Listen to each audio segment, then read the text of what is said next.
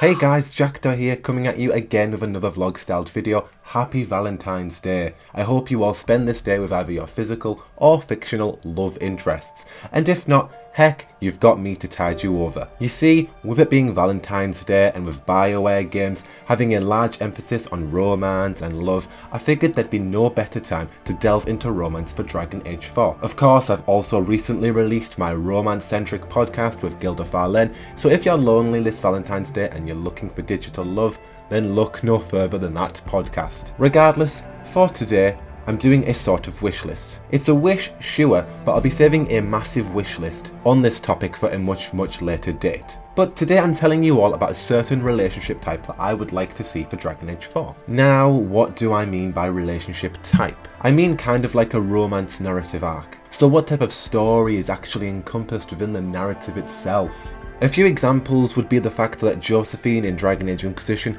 offers this cutesy, lovely, hopeless romantic kind of relationship. And in Dragon Age Origins, Alistair has this adorable relationship narrative. Isabella in Dragon Age 2? Well, she kind of has this open relationship dynamic. Each romanceable character in each of these games has a different romantic story, each encapsulating different moods and feelings within the relationship. The little love-centric plots delve into so many key themes and topics. Each story is so vast and different, and each offer a different element to bring to the table. All the characters have many different dynamics and many quirks to them that they offer in the relationship. This element creates a nice, touchingly unique feel and bond that kind of feels realistic. It also brings each of these characters to life, as BioWare's exceptional storytelling begins to show. Simplistically, it's like all of those rom-coms that Jackdaw will be watching all of this week alone. XD. Each romance film has a different take on a love story. You look at the movie Ruby Sparks and it has a good take on a nerdy dynamic, with both characters being kind of geek-centric and sharing this distinctive bond. And then there's movies like Your Name, where the love story is about two soulmates who are predestined to be together. You've basically got so many different types of romance stories that are expressed in film. I could go on for ages and ages and ages, seriously I could. However, regarding Dragon Age and the future of romantic relationships, there are a few of these romance-centered relationships that haven't been uncovered in Dragon Age yet. Heck, the type of romance that I'll be talking about, I think, hasn't even been in a BioWare game to date. If you feel I'm wrong, don't forget to holler down below. But getting to the point of this video, a relationship type that I'd love to see is a skinny love romance. Now let me explain. So unless you haven't heard the song Skinny Love, which was created by Justin Vernon of Bon Iver, the song grew in popularity thanks to the beautiful Birdie, who sang the song at the age of 14. Now I assume you've heard the song, everyone's heard it. It's one of those songs that's on YouTube that's got like 15 billion views. It's that song that you know it, but you don't know the exact artist of it. And of course, there are two artists for this song, and you've probably heard the Birdie version more often than the Bon Iver version. Regardless, you've probably heard it. Now, the song in itself delves into a skinny love relationship, as you can probably tell. That's why I'm talking about it. But what exactly does that mean, Jackdaw? What does it mean?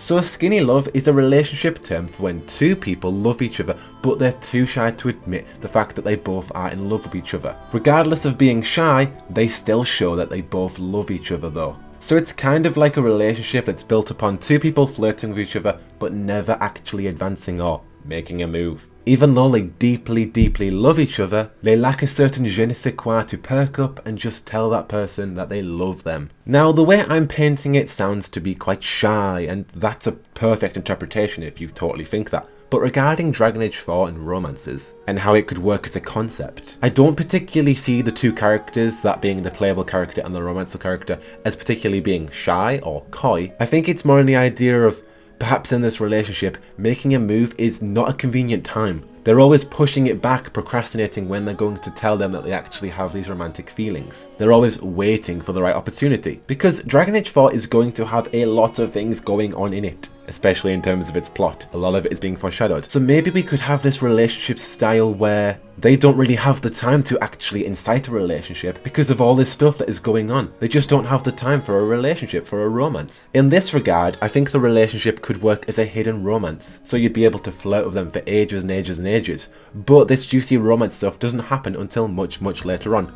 Almost endgame, when the characters actually feel a secure time to tell that person that they actually love them. I think with that it would seem like a hidden relationship because romances with other characters would have opened up by then. The player would think, oh, It seems I can only flirt with this character but not actually have a romance, so maybe I'll go romance someone else who will romance me. Now to me that will be even more romantic. The fact that you've chosen to stick and eventually show interest in just one person who you think may or may not be romanceable.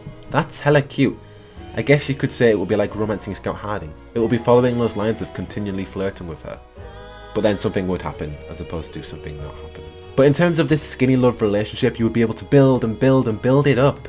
And then eventually both of the characters would break the intoxicating silence, and then they would just confess their love for each other, bringing an end to this skinny love dynamic and creating an adorable or adorkable romance. Honestly, this is just something that I would love to see. Just think of the cuteness overload. I mean, I guess you could say that this would be the stereotype of that will they, won't they type of relationship, but to me personally, that just sounds a bit too shallow. Skinny love's style to a relationship has more depth to it.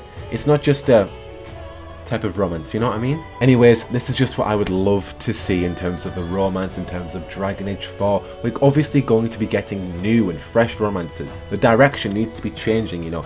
Different styles, different takes. More flavoursome romances, more heartbreaking romances. Do tell me down below what you would like in terms of a relationship for Dragon Age 4. Personally, I would absolutely love to see this take on a romance. It would be cute, it would be fun, it would just be adorable. But yeah, do tell me down below. I love talking about romance, and Valentine's Day just seems to be the perfect time to talk about it. But if you have any thoughts on romance, you have a relationship style you'd like to talk about, hit me down below. I'd love to talk about romance even more. I'd love to do more videos on romance, so just hit me down below what you'd like in terms of Dragon Age 4 and romance. Anyhow, I do hope that you have a great Valentine's Day. Spend it with the ones you love, digitally or physically. And if you're not watching this on Valentine's Day, I hope you have peeps who love you to spend the day with. But for all your things BioWare, Dragon Age, Mass Effect, Anthem, and any other IPs I might just steer myself into, well, you're already in the right place for all that jazz. But until the next one, I have been Jackdaw, and I should go.